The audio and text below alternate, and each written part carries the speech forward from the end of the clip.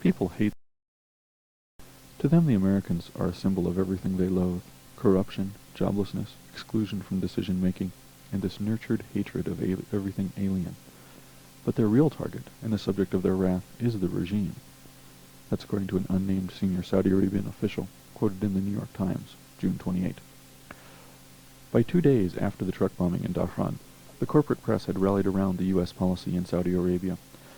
Quote, "The United States and Saudi Arabia are joined in a difficult but necessary relationship," unquote, the Daily Camera opined. Quote, "The Dhahran attack is a challenge to our presence in and commitment to the region," unquote, the Longmont Times Call claimed. But perhaps the most bizarre comment on the bombing came from the Denver Post.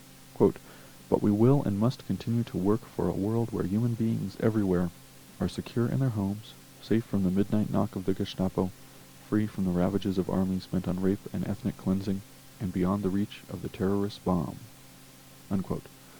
And according to the New York Times, quote, "Both Secretary of State Christopher and Prince Saud Faisal, the Saudi foreign minister, vowed that the attack would not deter their country's extensive military cooperation to contain threats posed by Iran and Iraq.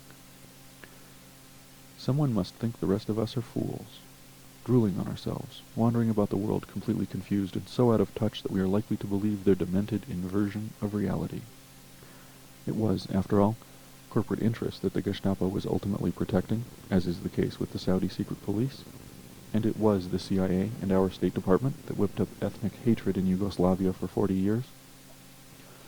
We cannot be surprised that the U.S. government would scream terrorism when bombs begin blowing up an alien army in some far-off foreign land, at least when that alien army is our own.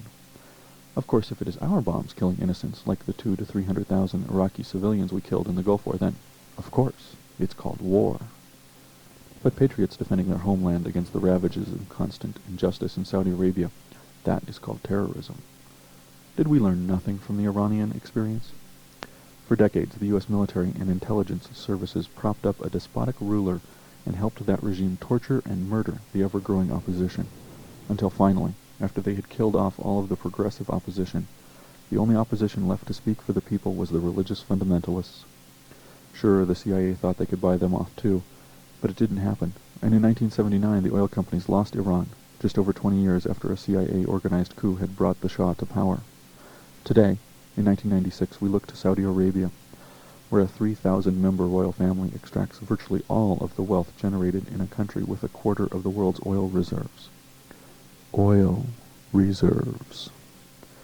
So our Army, Air Force, and the CIA help the despotic Saud family maintain its stranglehold on wealth and power.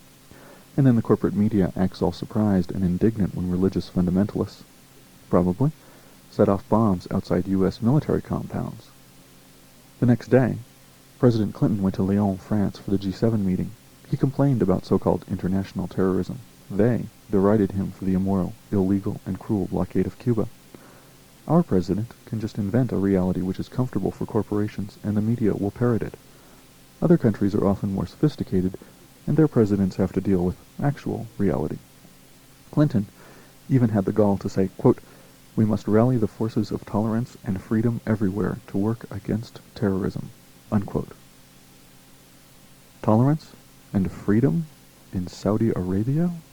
Clinton actually said this with a straight face. But in Saudi Arabia, who is the terrorist? The ones who fight for freedom from the tyranny of a corrupt king? Or the ones who torture and murder the political opponents of that king? It's embarrassing.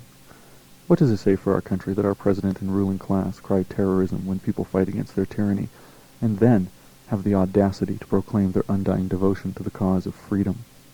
Whose freedom? Certainly not the Saudi people's freedom. The people remain the virtual slaves of American oil interests via an utterly corrupt puppet called the House of Saud.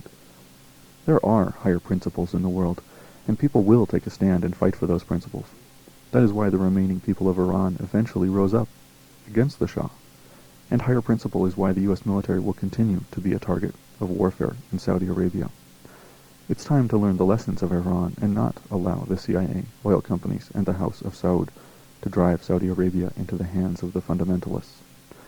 We must rally the forces of humanity and democracy everywhere to work against tyranny. This is Richard Curtis. In Central Boulder.